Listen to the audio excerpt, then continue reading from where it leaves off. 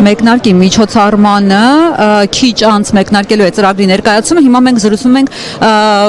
միասնության թևերի անդամների համախոհների հետ, խնդրեմ կներկայանաք։ Բարև ձեզ, փաստաբան Հասմիկ Բալաբեկյանն եմ, Բալաբեկյանց փաստաբանական գրասենյակի համահիմնադիրը։ Ինչն է ձեզ կապել միասնության թևերի հետ։ Տեսեք, ես որպես փաստաբան, իրավաբան,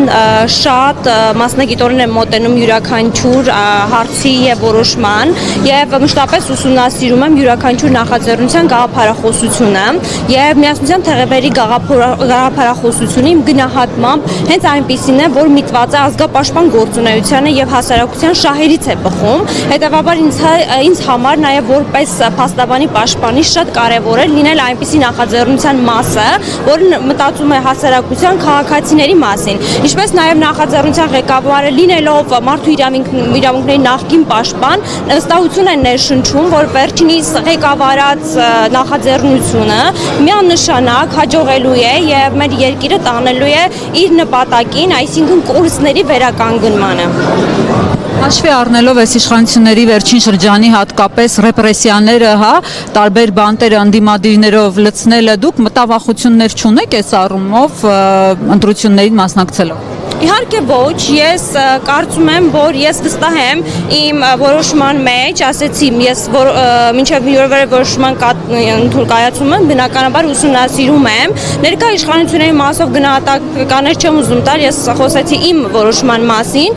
միանշանակ վստահ եմ, որ սույն նախաձեռնությունը նմանատիպ քաղաքականություն չի որդեգրելու, իսկ ընտրություններին չմասնակցելը գնահատում եմ սխալ քայլ, որովհետև մեր ձայնը մենք ինքներս պետք է օգտագործենք, ոչ թե տանք հնարավորություն այլ անձս կողմից դա օգտագործելու ընտրություններին չգնալով։ Ինչ ուղերձով եք հանդես գալու այս ընտրություններին, ընտրողներին ինչ եք հիմնականում ասելու, խնդրելու եք, որ մասնակցեն ընտրությանը, ինչ եք ասելու։ Մենք չենք խնդրելու, մենք հորդորում ենք տեր լինել իրենց ձայնին, տեր լինել իրենց իրավունքներին եւ պետությանը,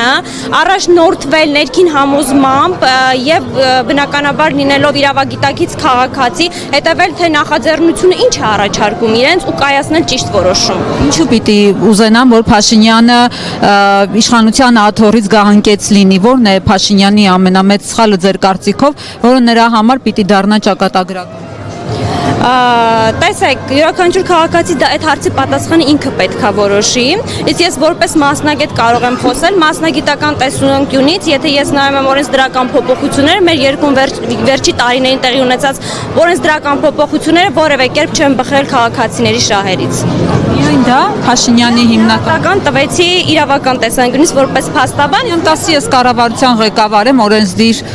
մարմնի հետ է դա կապ։ Ես քաղաքագետ չեմ, յուրաքանչյուր քաղաքացի քաղաքագետ չի, ինքը իր ներքին համոզմամբ ու խղճով պետք է որոշում կայացնի։ Ես մասնագիտական տեսանկյունից ու երկրի շահերից նայելով, քաղաքացու շահերից նայելով եմ որոշում կայացնելու, իսկ երկրի ամրության հիմքերից մեկը նաև ամուր օրենսդրություն ունենալն է, որ այս պահի դրությամբ իմ գնահատմամբ մենք չունենք։ Շնորհակալություն։